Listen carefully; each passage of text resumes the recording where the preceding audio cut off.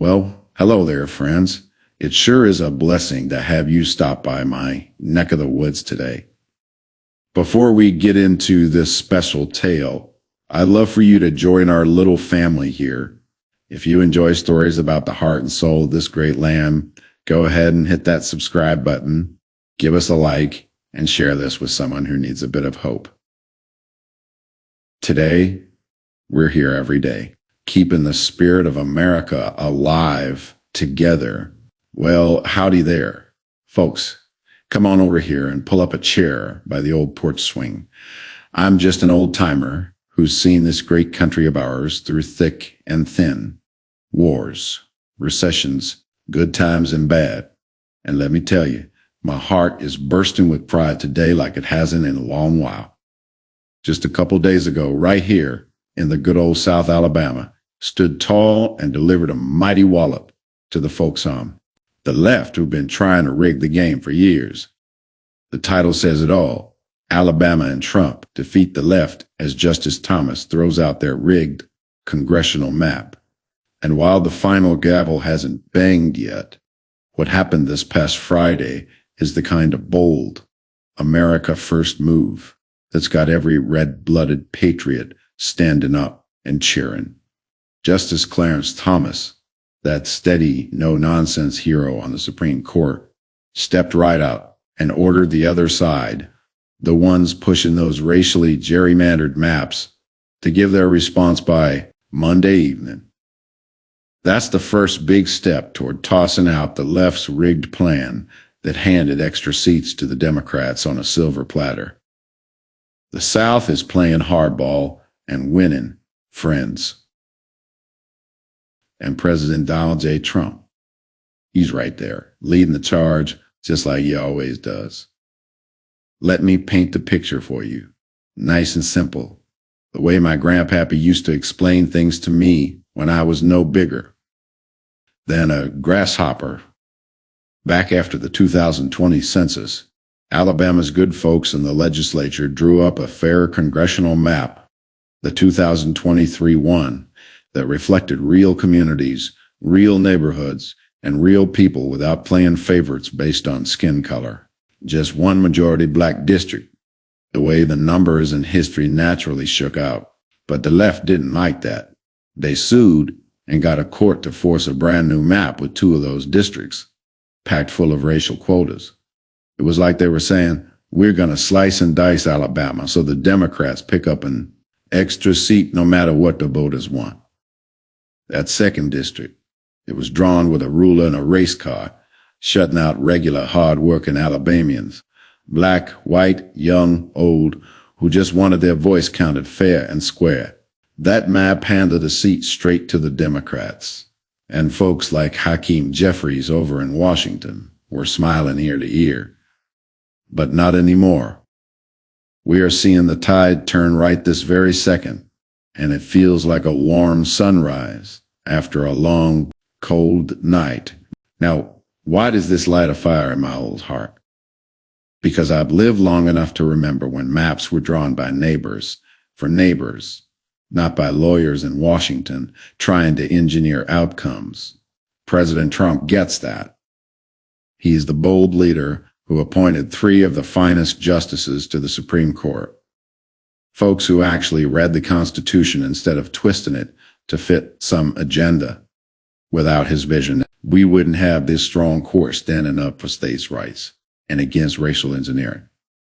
Trump's America First agenda is all about unity, strength, and letting every American, whether you're a farmer in rural Alabama, a factory worker in Birmingham, or a mom raising kids in Mobile, have their fair shot at picking their leaders. No more dividing us up by race to keep one party in power. That's not who we are. Think about the everyday folks this touches right now in 2026. Take old Bobby down in District 2.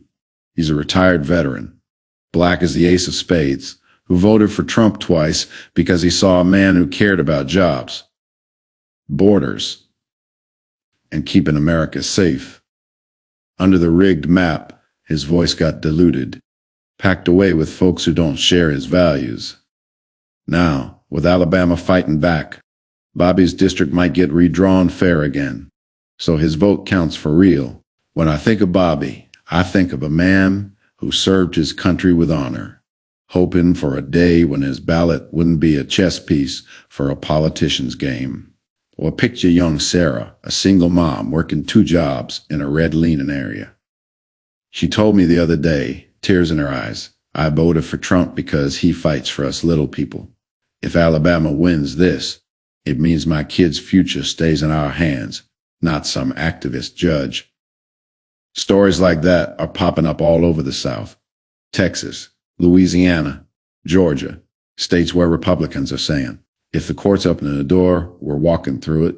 President Trump's been cheering them on from the White House, reminding everybody that strong borders, strong economy, and strong elections go hand in hand. He wants that House majority locked down tight, so his agenda, lower taxes, energy independence, crushing inflation, keeps rolling forward for all of us.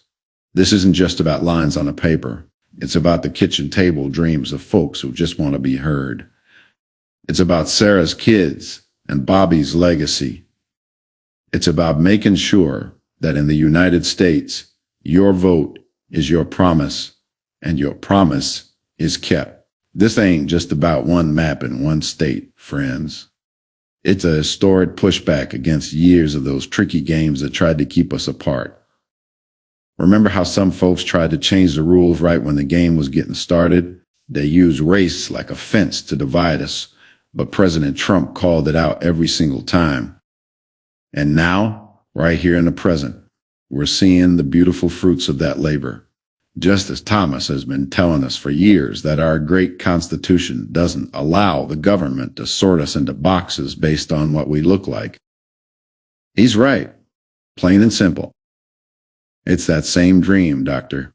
Martin Luther King talked about a day when we're all judged by what's inside our hearts, our character, and our hard work, not just the color of our skin. That's what America First means to me. No hate, no unfair quotas, just a level playing field where every child has the same bright horizon. The timing of all this, well, it couldn't be more perfect if we'd sketched it out ourselves.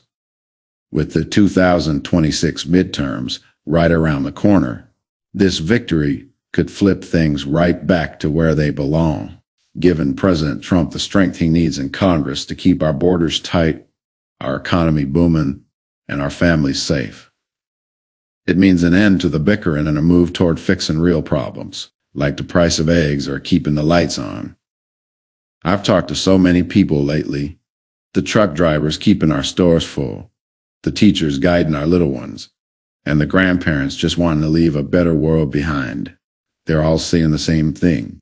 Trump showed us how to stand up, and now Alabama is showing the world. One fella told me it feels like real leadership is finally back, looking out for the little guy instead of the big city. Elites.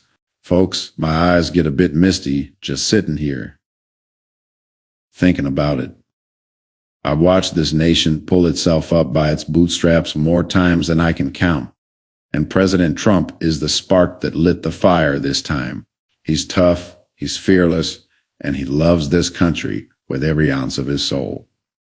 Alabama's stand backed by his big vision and that strong court he helped build is proof that when good people unite, the old rigged schemes just crumble away.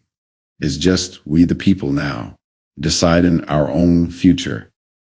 So here's to Alabama, standing tall. Here's to Justice Thomas, keeping his promise. And here's to President Trump, the fighter who never gave up on us. This is a win for every porch, every farm, and every heart in this land. The best really is yet to come, and God bless the United States of America. My heart is just full having you here on the porch with me today. If this story stirred something in your soul, I'd be so honored if you'd join our community. Go ahead and click that subscribe button and give this a like so more folks can hear this message of hope. And tell me down in the comments, What does a fair America look like to you? I read every single one, and it makes me feel like we're all walking this path together. Let's keep this light shining, neighbors. I'll see you in the next one.